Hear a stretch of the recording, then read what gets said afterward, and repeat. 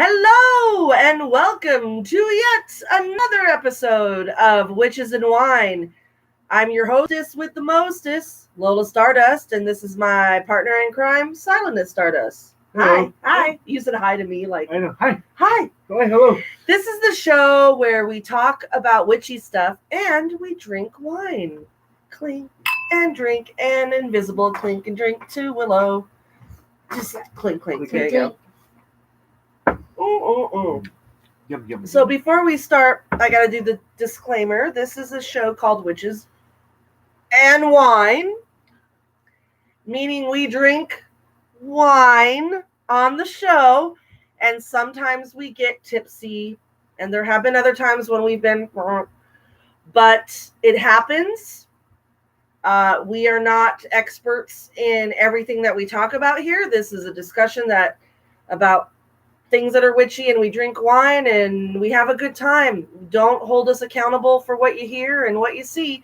And if you don't like what we say or what we drink or how we act, then you can X out in the corner. Top right corner. Big X. Click it. So I'll wait for those people to X out.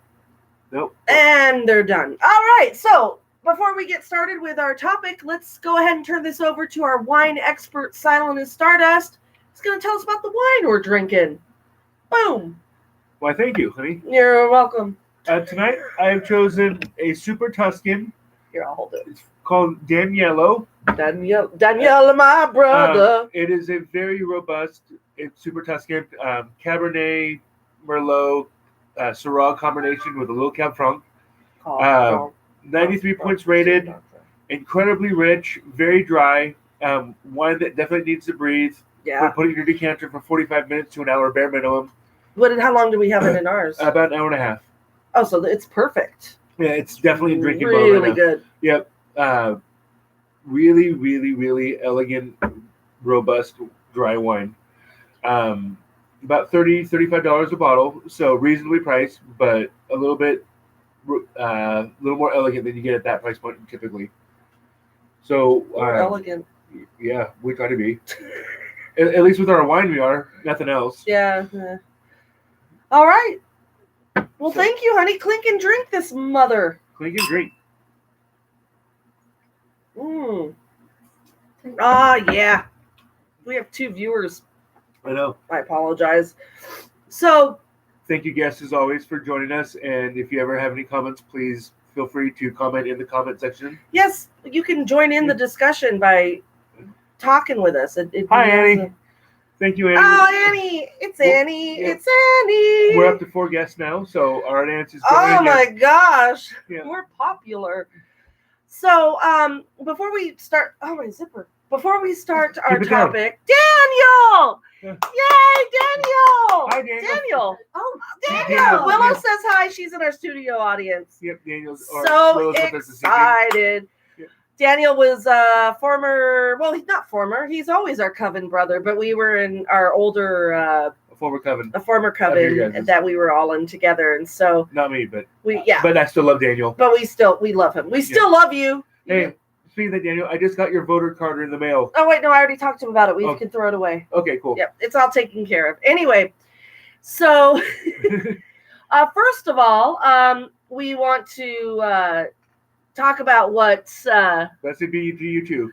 We want to talk about what we just did tonight. We had it's Friday night. We had a special ritual tonight. We elevated Silent is here to 2nd degree. So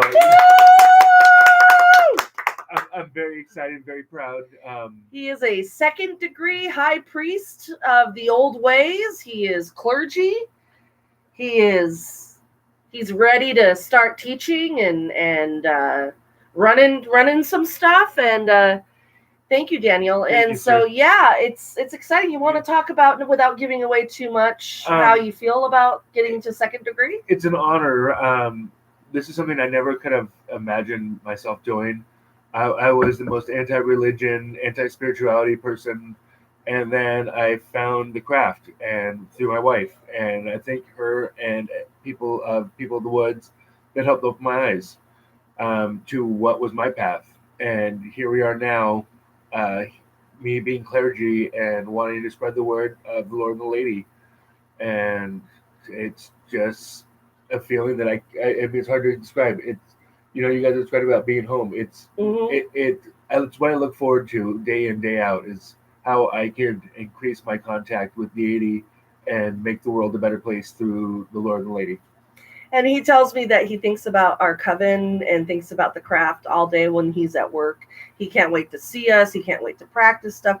And I'm telling you, you guys, when me and this guy got married 12 years ago, and not even married, when we got together 14 years ago. Almost 15 now, but yeah. The most unspiritual, just religion, not a big thing. And and there's obviously a difference between spirituality and religion, but both of those things, I mean, there was a little bit of spirituality, but religion, he was like, oh, hell no. And me, I love religion. Like I think religion is amazing when it's used correctly. Yes. Theology interested me, but it didn't interest me in I wanted to practice it. I just like reading about it and understanding. Hi, Heather. And hearing about it, but yeah, he was like, and now he's a high priest of Wicca, you know, and in a Wiccan coven, and that's a religion, and yep. So it's a pretty big deal to watch him. And I never forced anything on him. No, he will tell you that either. Free will. Tell him free not. will. Tell him not. Okay. No, just kidding. No. Keep the camera rolling, please. If he blinks twice, he needs help. So no, but I never.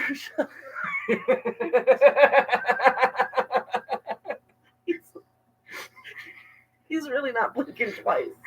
People are gonna be like, "Oh my god!" Yeah. Anyway, so I lost track. Sorry about that. You doofus. Okay, so anyway, so yes, congratulations, Thank honey. you. We're very happy. So this is actually the perfect kind of segue into what our topic is tonight. And our topic is about like traditional witchcraft versus modern new witchcraft. And again, I am not the all-knowing on this, but I know enough about traditional because that's what we practice.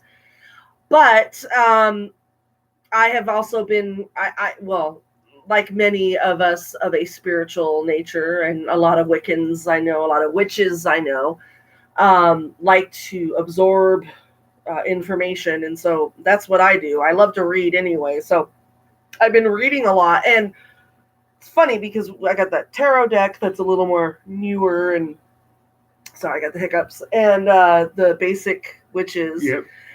And it's funny because okay, let's start. Traditional witchcraft is what we were talking about. Elevations and covens, you know, when you go the to religion aspect. Well, no, it's not even just that. That's Wicca. I mean, Wicca is religious, but we're talking about witchcraft, not necessarily Wicca.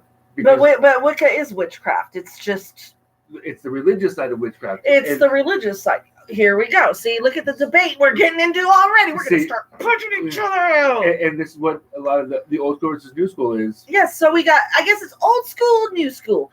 But I don't want to make it that simple because there is, you know, there's people of all ages that study all different kinds of witchcraft. But what I want to talk about today is what we practice is organized. Absolutely. And it's there's a hierarchy involved, whether we want to admit it or not. There is. We have our first, second, third degrees. There's a structure. And it's traditional is what I would call traditional, because we study British traditional. It's in our what we study. We were trained in British traditional witchcraft. This is witchcraft that is about lineage and a structure in how you cast circle and what you call in, and it's organized. And that's just what I was taught, and I'm teaching my coven that, but it doesn't necessarily mean that I think other stuff is wrong or whatever. But then there is a new wave, and it's probably been around for a while, but I just started talking about it more and reading about it more, where it's people who don't like that kind of structure. They don't like that kind of a lot of solitary witches who are self-initiated. They don't want to have to be, because they practice by themselves. They need to initiate themselves if that's what they want to do. So they don't need a elder or there's been a controversy about. They used to say a witch can only initiate a witch. Yeah. Okay. Which I think is garbage. But that's what we do in our circle. But that's what we do in our circle. Yes. But for people that don't have circles available to them, they absolutely can initiate themselves. A witch is a witch, and no one is to say who is a better witch, the way we do it or the way other people do it. I like what Daniel said: organized and yet private and almost exclusive. Yep. I.e. coven members only. Yeah, so that's a little more traditional. We keep things within the coven. We have closed circles. And that's just what I was taught. Yep. I enjoy it. I like the structure because I'm a Capricorn. It works for us. It works for us. And it works for how we do things. But then there's a new generation of people that are just like, we don't need to have that to be a witch, which is totally true. Like, you don't need to be initiated or, whatever, have the queen knight you or whatever to be a witch. If you identify as being a witch, then you're a freaking witch. Yeah. There's no rules, and so don't judge another person's witchness just because it's different than yours. Yeah, doesn't make it lesser or greater. It's a very personal thing. I can't sit there and I don't know what you've gone through to bring you to witchcraft. It's just like in your life. I don't know what's brought you to make the decisions that you've made in your life. So I feel that it's a very personal, it's a very private thing. So if you call yourself a witch, you're a witch. And there's, but I think that people tend to, the goddess and the gods won't turn someone away because they weren't initiated by a high priest. Oh, yeah, exactly. Yep. Yeah. So, I mean, and we just, and I think maybe there's a stereotype or maybe a misconception that people who do the traditional way like us may not be open to recognize someone as a witch if they didn't follow a traditional path. Well, I don't know about others in traditions, but I can speak on our behalf as our coven. We recognize, if you say, hey, I'm a witch, I'll be like, welcome, sister. We don't ask for your papers. I don't need your puppy papers. I feel that, how we do it traditionally, but for a person who's solitary, they're a witch. Absolutely. They practice it, but to be called one of our second degree or a high priest, a third degree, that'd be a little harder, I think, to understand. But a lot of witch. But a lot of solitary witches self-initiate and they self. We have a coven. But I don't know if they do, or I don't know how far they go. Do they do all the levels? I don't know. I have no idea. Well, we have a coven sister that was solitary for 20 years before she joined her first coven with us. Yeah. So, we definitely recognize her talents and her position as a witch. We've never questioned it once. No. So we don't question anyone's. No. We're very much about and we have traditional, like our coven. We practice very traditional things, but there are times when we just want to mix it up and call in, random deities. Spider woman. Oh yeah, bring out the raid. Where I had to bring did you bring the raid? Yeah, the spider queen and the great spider. That was one of the more interesting rituals ever. Thank you, Morrigan. Our coven sister Willow, she is deathly afraid of spiders, and she knew we were going to have that ritual, so she brought a can of raid. I wanted to put it on the altar. No, because I was not going to get sprayed in the eye. No one was going to spray you. It was like a symbolic thing. Yes, I was on your side. And I like spiders, but I was just like, no, I get it, dude. This is symbolic. She's not going to spray you in the face. God, I hope not. But she wouldn't. She stayed back away. She wouldn't get near me. So, Was right. so as and there might be, and I'm not trying to stereotype, but from what I've read, just what I've read and kind of observed, what I've noticed is the majority of, and I'll explain this later, but the majority of those who I've seen that are getting into a more eclectic witchcraft are younger people, millennials and whatnot. Now, don't get me wrong, because I know a lot of freaking millennials that are very traditional. Absolutely. Especially being involved and affiliated with the ATC, I see a lot of what we would call millennials following a very traditional path. Put that aside. Each person's path is their path. But what I've noticed is the majority of those who are being more eclectic and more non-traditional and just kind of doing it how they feel are usually a younger generation. Absolutely. But generally, but I also know some older generations 85%, maybe even as much, but not 100%.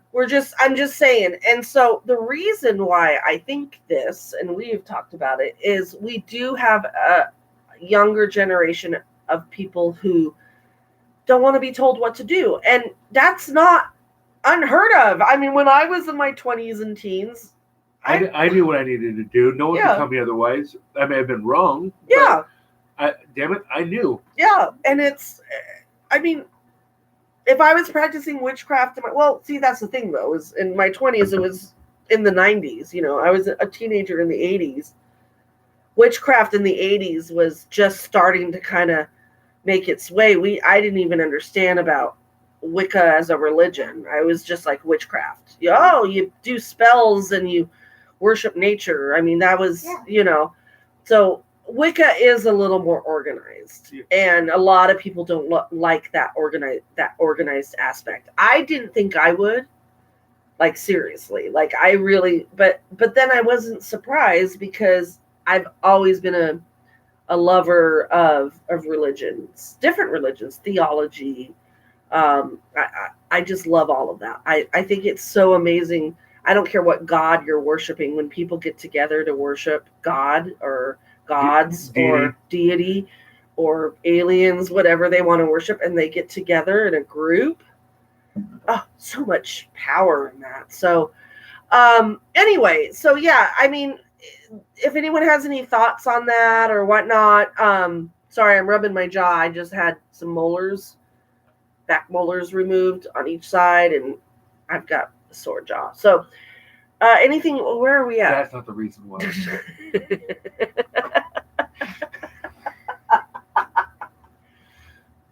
Anyway. Not why I've been here. Yeah, my jaw hurts. I don't know why. Is there anything else you guys want to add about traditional versus new? We could probably talk a lot about it, but we're actually keeping this short because we just had a really nice, intense ritual, and we've got dinner on its way. So, anyways, if you have any questions or comments about what we've talked about, complaints, or you just want to say, why do you do what you do? Then you need to email us at crossroadscoven@gmail.com. What was that? crossroadscoven@gmail.com. Alrighty. So thank you for joining us this evening. Thank you for our viewers. We love you all. And remember to always be kind to one another and walk with the goddess. And until next time, blessed be. And clink and drink. Clink and drink. Clink and drink. Oh my God. See you next time, guys. Bye. End stream. And you guys can do an after party while I cook the dinner.